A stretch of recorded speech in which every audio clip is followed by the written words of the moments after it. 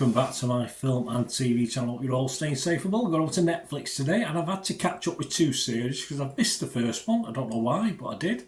So I've watched this first season and the second season because the second season's only been out for a few days as I'm recording this. So we're going to have a look at something called Heartstopper. Please, if you're new to the channel, push that subscribe button, push the bell notifications, everything film and TV, of course. If you like my stuff, please give us a thumbs up. A little bit of time goes into these, so it's always appreciated. Give us a thumbs up or a like, that'll be fantastic. And we do reviews on here, information, vlogs, lots of different things. So please enjoy and leave us your comments as well on this or anything to do with film and TV. It'd be great to hear from you. Yes, we've had two series now, both of 8 episodes. Apparently a third is planned. Yes, we'll talk about that. Whether that's an idea that could be followed up, we'll see. The average between 40 and 45 minutes. And this is a British coming-of-age romantic comedy drama television series.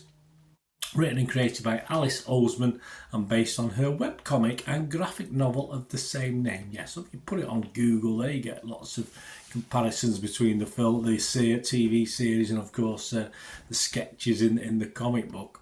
The series primarily tells the story of Charlie Spring, who's played by Joe Locke, a gay schoolboy who falls in love with classmate Nick Nelson, played by Kit Connor, whom he sits next to in his new form. It also explores the lives of their friends, all complicated love lives as they are for teenagers. Tao Zhu is played by William Gow, Ellie Argent, played by Yasmin Finney, Isaac Henderson, played by Toby Donovan, Tara Jones, played by Karina Brown, and Darcy Olsen, played by Kizzy Edgell. Some talented little actors in this.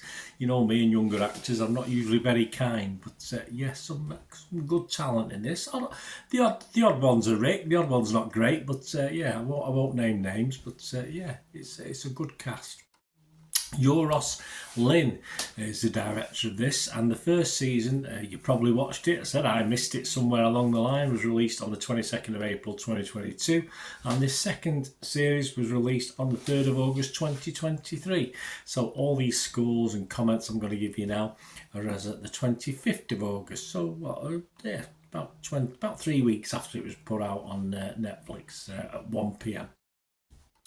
Rotten Tomatoes, well, the first series rated 100%. That's not bad, is it? An average of 8.7 out of 10 based on 59 critics. The consensus read, an inclusive romance told with striking sensitivity. Heartstopper is so effortlessly charming that viewers won't dare skip a beat. And the second season, not quite as high, just 96%. That's a big drop, isn't it? From Rotten Tomatoes, an average rating of 8.5 out of 10, so a slight drop on that as well, based on 48 reviews. Consensus, beautifully acted and scripted. Heartstopper's second season is fit to bursting with emotional truth. Well, I'll give you my views on that in a moment. I think there's a big difference between season 1 and season 2. Might be because I watched them together, I don't know. Metacritic, season 1, they give it an average of 85 out of 100, only 9 critics, and Metacritic for season 2 gave it an average of 80 out of 100, so slightly less again, based on 18 critics. Let's have a look at what some of the critics are saying. There's only really one negative that I could spot, and that's from the Independent's Nick Hilton. He gave it 40 out of 100, just 4 out of 100. He said, I'm just checking season 2 now. I've just gone to the reviews for season 2 as that's the latest one. Season 2 review, affectionate, blunt, caring, didactic, I'll have to find out what that means. Didactic, edgeless, flamboyant, Heartstopper runs the alphabet of adjectives, but never quite makes it all the way to good. Oh yes, I think he has a point with season 2, and I think he actually enjoyed season 1 a lot better, Nick, but he's not alone in that one. Pace Anna Govert, though, she gave it 76 and said about season 2, Heartstopper is a genuine delight and the perfect weekend watch to add some sunny jubilance to your summer afternoon. Yeah, it's a little bit too delightful, series 2. It lacks something really to, I don't know how they got 8 episodes out of it, in all fairness. They did very well to get 8 out of it, but they did. Well, all credit to them for doing that. Radio Times' David Craig this time on season 2 liked it. They said they went to great efforts to build on what came before. This is quite simply a more considered and better paced season of television.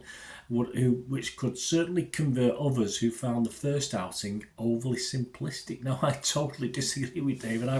I would switch that round. I think I would switch series 2 for 1 and 1 for 2. The second series for me didn't really build as it should have done on the first. It needed to be a little bit deeper. The story's a little bit better and different, and it doesn't really kick on for me, the second series to season 1. As I said, if I'd watched them a year and a bit separate, I might have a different opinion, but as watching them as a binge watch, watching them together, these are my thoughts really. Let's just sum up what I'm thinking before we go. As I said, I watched them over a couple of days. I watched most of season 1, all of season 1, and I think episode 1 of season 2 on one day, and then I watched all the rest of season 2 on the next day. I mean, the first season, apart from the sort of a little bit monotonous at times, highs and hellos and shyness, which is there, but a little overplayed, you can accept it. Of course you can, but it does get a little bit overdone in season 1. But over the 8 episodes, it was fine as we grew to know the characters, grew to know what they were up to and what they were doing.